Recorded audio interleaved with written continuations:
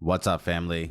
Welcome back to the Stop Sinking Show, where we go from struggle to flow.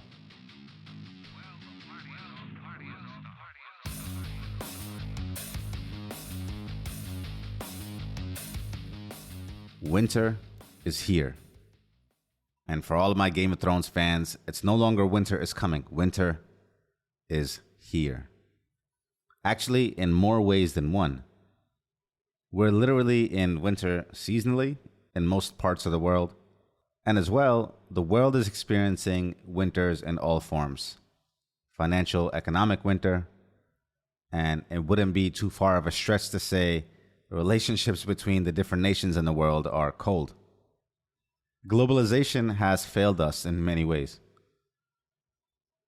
Interdependence degenerates fast into self-preservation when there are real threats to safety. And so everything from the food supply to the natural resources we depend on to continue our work have been under pressure. And let's just say, after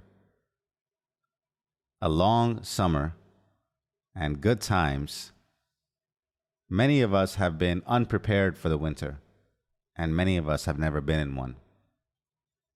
And I'm not a geopolitical expert, so I'll defer to the new Ray Dalio book if that's your speed. I'm not going to go so deep into that part of this conversation. I'm just here to make a simple point. One that extends to everything. You want that summer body? It's built in the winter. While everyone is comfortable, cozy inside their homes, drinking their hot cocoa, the guy that's out on the beach with confidence in the summer is the one who put in the work while everyone else was missing in action. That's the opportunity, the window that winter presents you with.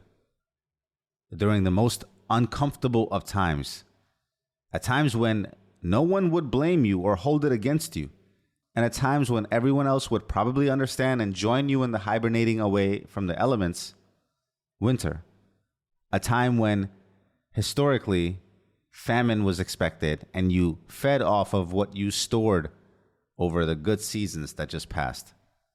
Winter is the beginning of your preparation for the next. How you handle it will determine your capacity to withstand the storm in the next one. But before that, the preparation that you do in winter sets you up beautifully, high above the rest, for your experience in the good seasons to come before the next winter. Again, this is very much the same in what is going on in the financial world.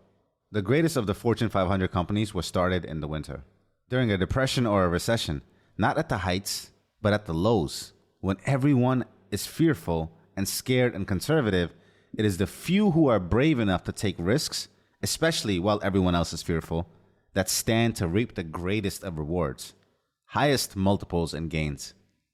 But listen, like I said, no one would blame you or think you as incompetent if you suffered through a recession.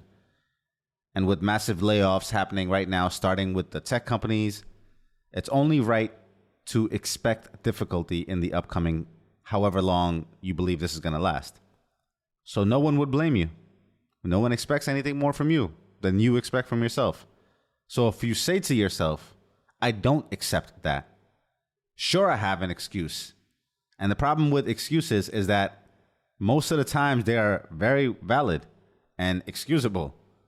And that's the most deceitful, dangerous part of them, is that they are valid. But if you say, sure, I have an excuse, sure, it's expected for me to just try and not freeze to death during this winter, to just survive it. But instead, you say, I want to brave storms. I'm here for an adventure. I don't care to be safe and warm. Then you, my friend, have a shot at having a spring like no one else and a summer that most would envy.